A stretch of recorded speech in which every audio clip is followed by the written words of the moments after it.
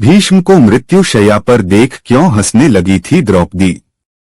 नमस्कार दोस्तों, हमारी श्री कृष्ण ज्ञान गंगा चैनल में आपका हार्दिक स्वागत करते हैं। चैनल को सब्सक्राइब नहीं किया है तो सब्सक्राइब जरूर कर लीजिए। महाभारत में कुछ ऐसी घटनाएं घटित हुई जो दिलचस्प से ज्यादा रहस्य से परिपूर्ण हैं। महाभारत की कहानी काफी रोचक है। इसकी जितनी परतें खोलते जाओ उतना ही ज्यादा यह और रहस्यमय दिखने लगती है। कौरव और पांडवों के बीच महाभारत का भीषण युद्ध हुआ, जिसमें कौरव सेना को परास्त कर पांडवों ने विजय का परचम लहराया। महाभारत में कुछ ऐसी घटनाएं घटित हुई जो दिलचस्प से ज्यादा रहस्य से परिपूर्ण हैं, जैसे शकुनी का प्रतिशोध, भीष्म को मिला इच्छा मृत्यु का वरदान, शांतनु का गंगा से विवाह, अंबा का श्राप और शिखंडी का जीवन आदि। जिन लोगों ने महाभारत की कहानी को सुना या पढ़ा है वे बहुत हद तक इन रहस्यों से रूबरू होंगे, लेकिन आज जो कहानी हम आपको सुनाने जा रहे हैं उससे ज्यादा लोग अवगत नहीं होंगे। महाभारत का युद्ध अपने अंतिम चरण पर था। अंबा की वह प्रतिज्ञा पूरी हो गई थी जिसके अनुसार वह भीष्म की मौत का कारण बनना चाहती थी। शिखंडी के रूप में अपने पुनर्जन्म में उसने यह प्रतिज्ञा पूरी कर ली थी। अर्जुन के बाणों ने भीष्म पितामह के शरीर को छलनी कर दिया था, लेकिन भीष्म पितामह को प्राप्त इच्छा मृत्यु के वरदान की वजह से स्वयं यमराज भी आकर उनके प्राण नहीं छीन सकते थे। वे अभी भी जीवित थे। वे बाणों की शैया पर लेटे हुए महाभारत के युद्ध के परिणाम का इंतजार कर रहे थे।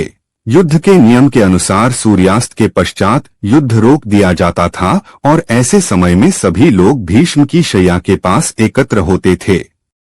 भीष्म कुछ दिन और महाभारत का युद्ध देखना चाहते थे, इसलिए वे अभी भी जीवित थे। सूर्यास्त होते ही सभी परिजन और शुभ चिंतक भीष्म के पास आते और भीष्म उन्हें प्रवचन देते थे।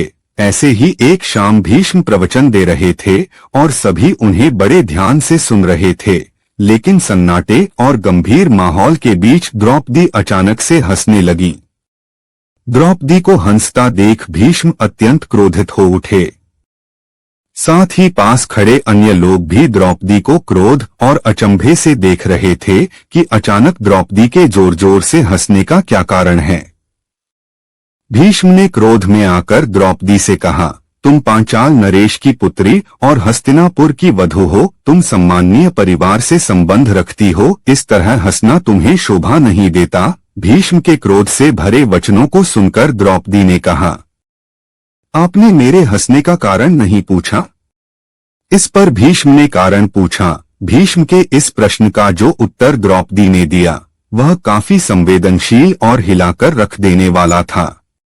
द्रौपदी ने भीष्म को वो समय याद दिलाया जब भरे दरबार में कौरवों द्वारा उसका चीरहरण किया गया। वह मदद के लिए चिल्लाती रही। उस दरबार में परिवार के सभी पुरुष सदस्य मौजूद थे। धृतराष्ट्र और भीष्म पितामह दोनों उस घटना के साक्षी थे, लेकिन किसी ने भी इसका विरोध नहीं किया। द्रौपदी का वो क्रोध व्यंग्यात्मक हंसी का रूप लेकर बाहर आ गया जब मृत्यु शैया पर लेटे हुए भी भीष्म प्रवचन दे रहे थे।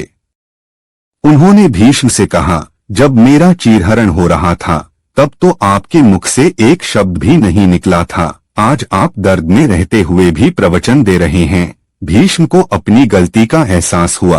उन्होंने द्रौपदी से क्षमा मांगते हुए चुप्पी न तोड़ने का कारण भी बताया।